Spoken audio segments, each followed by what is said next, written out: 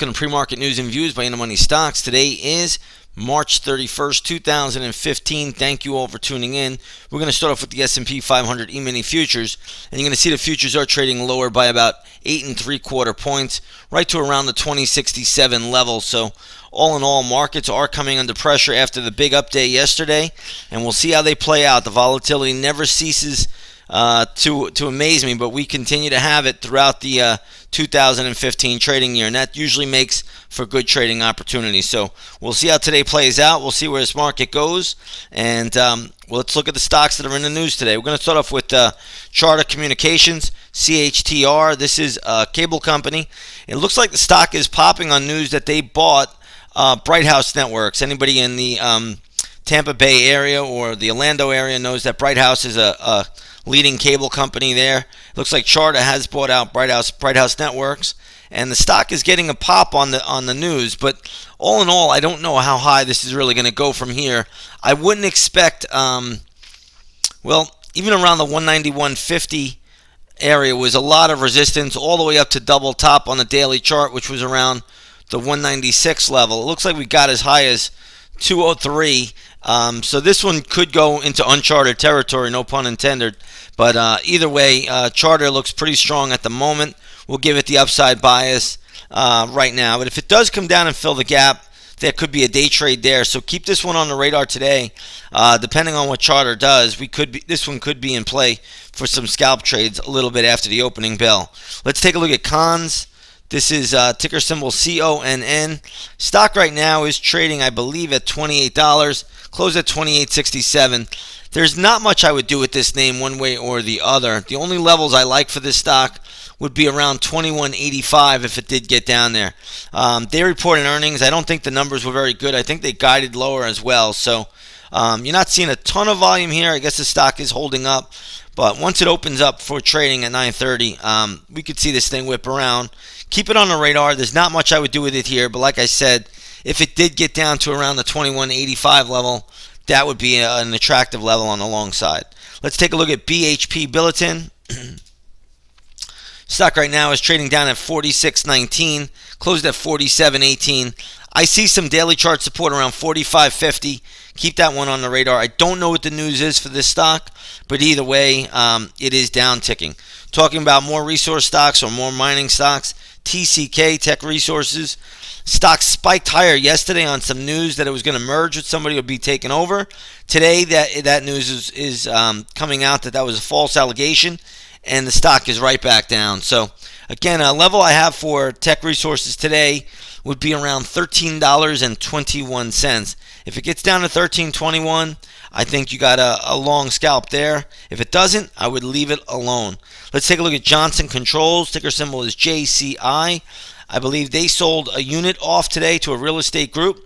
Nonetheless, stock is trading at $50.69. It closed at $49.83. It needs to get above 51 with some conviction. If it could do that, there's definitely higher prices to 51.90. That will be the big resistance level today, 51.90 to 52.10, somewhere in that vicinity. So if you own Johnson Controls, just trail the stop loss. There's no real play here at the moment. Lorillard, ticker symbol LO, tobacco maker, really got hit yesterday. Today it's rebounding up again. They are going to have a vote today, final vote, to see if they can merge with Reynolds American. That's ticker symbol RAI. And again, I'm not sure what's going to happen in this vote or how it's going to turn out. So just, stick around and be careful with this one.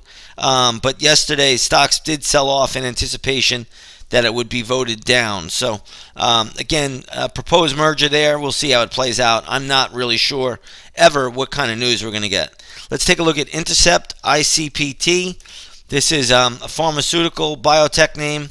Stock is getting hit. I believe it's a secondary offering.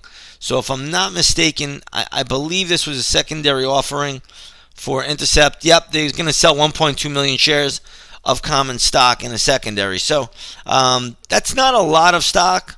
Right now the stock's trading at 283, so it's nothing dreadful here. But there's no upside in this one at all. So we're going to watch this one once the opening bell rings. Maybe there'll be a play there, but there's not much we could do with it now.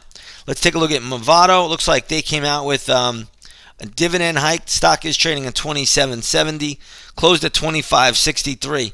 It is overbought on the daily chart. So not to say it can't go a little higher, but right now I am showing big overbought levels on the daily chart.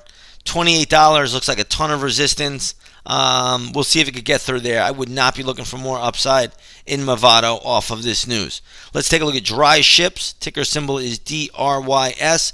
They are going to sell, I believe, if I read this correctly, they're going to sell their tanker fleet. So stock right now is trading at 85 cents.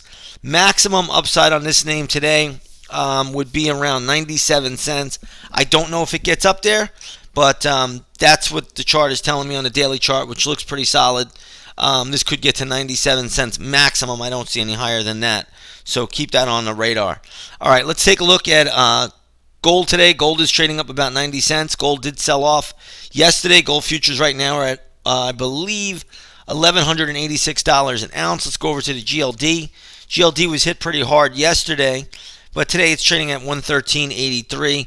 I ultimately think gold is just setting up for another push higher. So we'll see how that plays out. But you are getting a lot of news out here by the Federal Reserve talking about a June rate hike. That's probably the catalyst for the decline today.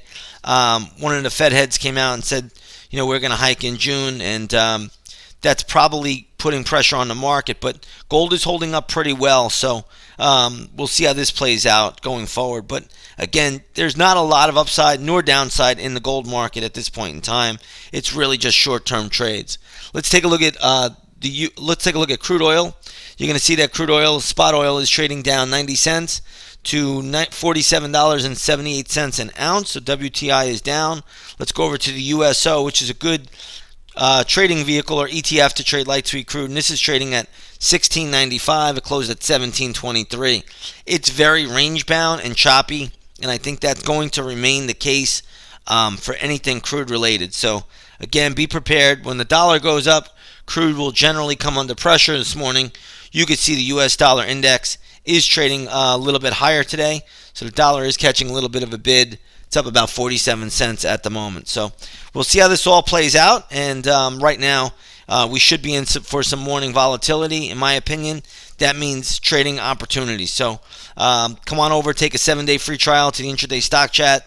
A lot of traders are coming over. A lot of traders are seeing what it's all about. Check it out. See it for yourself. But we got volatility, we got trading action, and we got money to be made. So with that being said, everybody, I want to wish you all a great trading day, and we will see you on the charts.